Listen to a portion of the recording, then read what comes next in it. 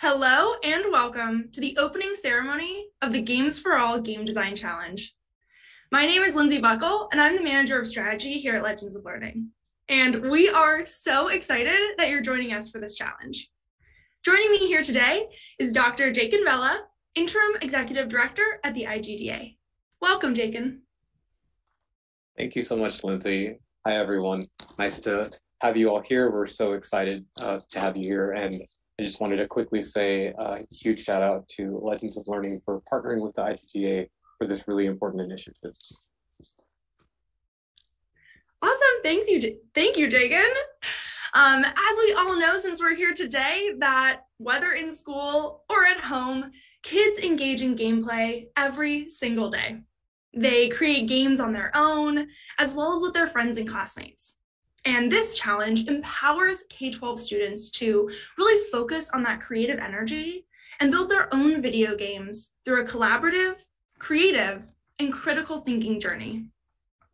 Joining us at this year's challenge are experts from Dell Technologies, CodeCombat, Epic Games, Unity, Roblox, The Gamehers, and Exploding Kittens.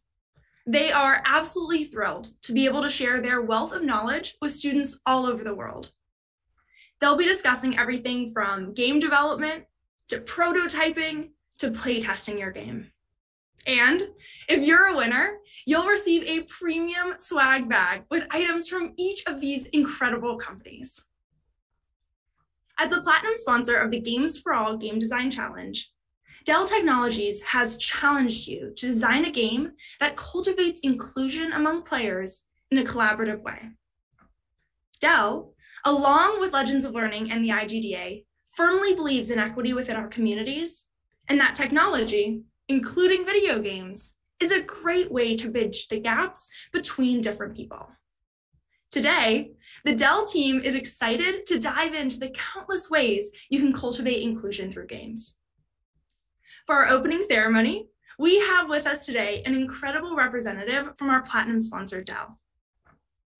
Danielle Rourke is a senior higher education strategist for Dell Technologies. A technologist and analyst at heart, Danielle's true passion is helping broker technological solutions to help students, staff, and faculty across the globe engage more fully in the power of education. She's been a gamer ever since she was a little girl, and a main goal of her career is to help educators understand how to incorporate the global competencies and educational outcomes that gaming and esports can facilitate for students. Please welcome Danielle Rourke. Hello, everyone. You caught me reading one of my favorite books, Women in Gaming, 100 Professionals of Play by Megan Marie. It tells the stories of women who helped establish the video game industry, the women who fight to diversify it, and young women, maybe some of you, who will someday lead it. I thought it would be a great way for me to refresh myself on the different ways that considering all players helps make games better. My name is Danielle Rourke, and I'm an education strategist at Dell Technologies. But I also love playing games, video games, board games, even role-playing games like Dungeons and Dragons with pen and paper and rolling dice. We at Dell helped select this year's Game Design Challenge theme, which is Games for All. The goal of this theme is for all participants to create a video game that cultivates inclusion among players in a collaborative way. Dell, along with Legends of Learning and IGDA, firmly believes in equity within our communities and that technology, including video games, is a way to bridge the gaps between people of different genders, cultures, orientations, socioeconomic statuses, and abilities. Diversity, inclusion, and equity are incredibly important to Dell. We actually have goals that we call Progress Made Real to help us focus on making sure we're hiring people from all kinds of backgrounds and abilities to work with us and create new technology. We believe technology has the power to drive human progress. When we bring together new thinking, new solutions, and new voices, we can make progress real. Our colleagues that make Alienware computers believe firmly in the idea of games for all. And I'd like to share a video message that we want all of you to be able to hear. So give me just 1 second, and I'm going to make sure that you can hear their video message loud and clear.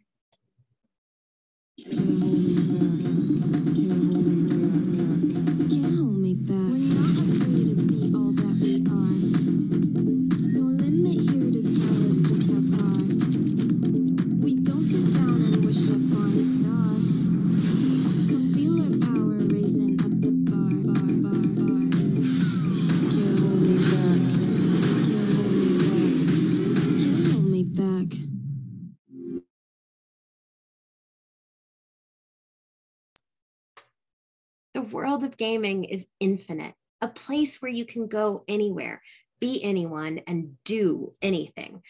It's a place where limits don't exist, and everyone is invited to defy boundaries. So what are we looking for in your game design for this game design challenge? We want to see you all create collaborative games where all kinds of people can play together and have fun, even if they look different, speak differently, or live in different situations from you. It's more fun when we all can play together. So keep that in mind as you're designing your games. As I describe some of the things we're looking for in your game designs, I'll add in some organizations and resources that you or your parents or your teachers can help with researching around diversity, equity, and inclusion in games for all. We would love to see characters in your games be from a variety of different backgrounds, countries, and interests. Can you have some things that are familiar to you or that you do in your family, but also bring in ideas or activities that maybe some of your friends do, or people you know that live in different places do with their families? Some great resources to look at are Black Girl Gamers, Latinx in Gaming, and Women in Gaming International. Those 3 organizations are fantastic about encouraging diversity, equity, and inclusion in the gaming industry. We'd also like you to think about accessibility in your games. Accessibility often means the quality of being easy to obtain or use. So how can you make sure that all kinds of people can use your game? Can a person in a wheelchair play your game easily, or would they feel left out? Do you have friends that think differently or perhaps go to language therapy classes? Will they be able to have just as much fun as you are playing your game? Some resources that might help include the organizations of Able Gamers or Everyone Games.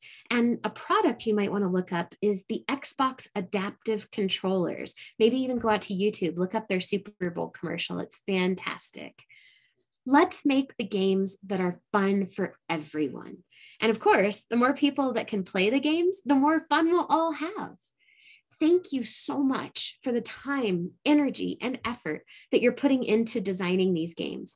I absolutely cannot wait to see what you come up with and hopefully have some fun playing them too. Thank you all so much and good luck. Thank you so much, Danielle. The resources that you shared will be invaluable to challenge participants as they work to create inclusive game designs. I'll also include links to all of the resources that you mentioned in the presentation follow-up email.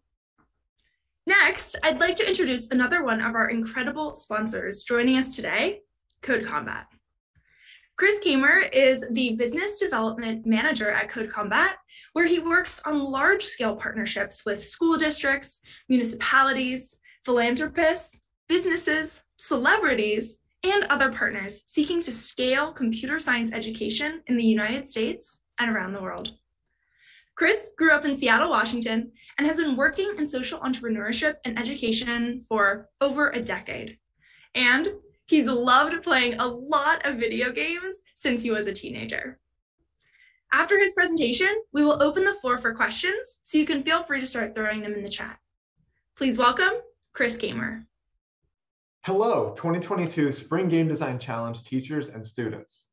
I'm Chris Kamer with CodeCombat, the makers of Ozaria, a story-driven adventure game where each student plays the role of a hero in a magical realm where only code can save the world from impending darkness. You become the hero in this story. And only by learning to code in Python or JavaScript can you move through the world, cast magical spells, help your friends, trap the darkness inside games you will build, and save Ozaria. As part of this year's Spring Game Design Challenge, you all have free access to Ozaria. Each of the 4 chapters of Ozaria concludes with a capstone project where students use their coding skills to complete a game design challenge. Especially for beginners, this is a great option to get students coding and creating games they can share with their friends or family, and then submit to the Game Design Challenge. We were so excited to hear that the theme of this year's challenge is Games for All, because Ozaria is a game built with careful considerations for diversity, equity, and inclusion. All of your students will feel at home in Ozaria. To try out Ozaria, all you have to do is go to the 2022 Spring Game Design Challenge main website and click the complimentary license link under Teacher and Parent Resources. You can also find access to our game curriculum on page 6 of this year's challenge's lesson plans. Teachers, anytime between now and the end of the Game Design Challenge, you can request up to 60 free pilot licenses for your students, active from April 4th, the start of the challenge, through June 30th, 2022. Once you've signed up, we will email you further instructions, including a short tutorial video to guide you through using Ozaria with your students. The challenge ends on May 12th, but you and your students can continue playing Ozaria through the end of June. Ozaria has over 80 hours of gameplay and instructional content, including the opportunity to create 4 different playable games. So there's plenty to keep you and your students busy this spring. Every chapter of Ozaria teaches new computer science and coding skills, and then ends with a game design capstone project, which you can submit to this year's Spring Game Design Challenge. So Ozaria is not only a game-based curriculum that teaches you the coding and game design skills, but it also provides the digital platform and engine to create actual games that people can play. So it's the curriculum and the engine that can create the games. Thank you, and good luck in the competition. Now, to help you get excited for the coding adventures ahead, here's the opening scene of Ozaria. All stories have to start somewhere. Yours began at the foot of the Great Sky Mountain. Your life was simple, but good. Until the world became colder, the days became shorter, and even the very sun seemed to be dimming. You told the elders about the growing darkness, but they wouldn't listen. No one would, not even your family. But you had to do something. There are tales of a wizard who lives on the mountain, a woman who deals in magic like this. The path to her tower might be dangerous, but it's your only hope. With your trusty dog, Mouse, at your side, you head up the mountain.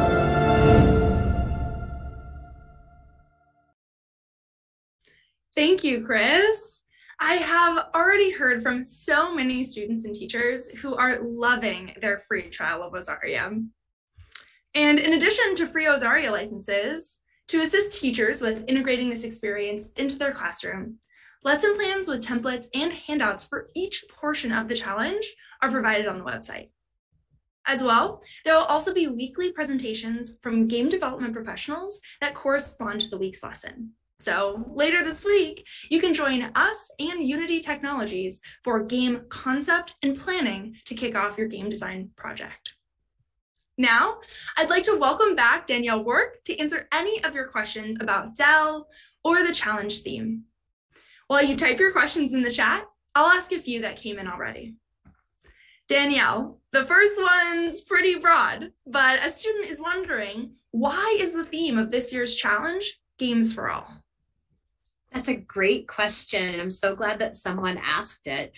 So I would say, first of all, Dell Technologies as an entire company recognizes that diversity is incredibly important, whether that is working on the brand new hottest PCs or whether that is helping businesses maintain anything that they need to do with servers and even cloud applications.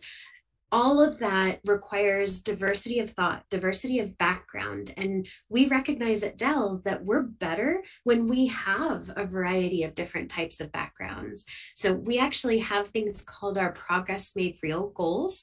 And those say a lot of things. We're trying to be more sustainable. We're trying to have more women in leadership. But one of the main goals is that diversity aspect and making sure that we are reaching out and asking for and getting input from all of those diverse voices, whether it is diversity in gender or race or orientation or background or even neurodiversity. We actually do have hiring programs specifically for those that are neurodiverse. We want all of those different inputs to create the technology and games of the future. Yes, absolutely. And that's why we're so excited to have a sponsor with the theme that's actually putting this theme into action at their own company. So really excited to have you here, and thanks so much. So the next question that came in is that if students make a digital game through coding, do they have to use a specific website or interface? And I can go ahead and take this one because it's a great question. And we're really excited to let you know that students are welcome to use any game engine or coding platform that they would like to create their game. And a list of examples of available game engines are broken down by experience level and can be found in both the lesson plans as well as a parent handout on the website. So we had one more question come in. So for the gameplay video, do we just submit a screen recording of the digital game? So the answer to that one's yes. You simply have to record yourself playing your game. You can submit anywhere between a 1 minute and a 5 minute video. You'll submit that to us just so we can see how it goes and have you talk us through it in your own voice. Great, we have another one that came in. What is an example of an inclusive game that I could show my students? Danielle, do you want to take this one? Oh, that is really good. Well, we just saw one, which was fantastic. So I would definitely go there first. Another interesting aspect to think of are games like Roblox and Minecraft, because they do actually have different skin tone palettes, and they do have different options depending on what you want your avatar, your character to look like. So I would highly recommend those. They are all very school and student friendly as well.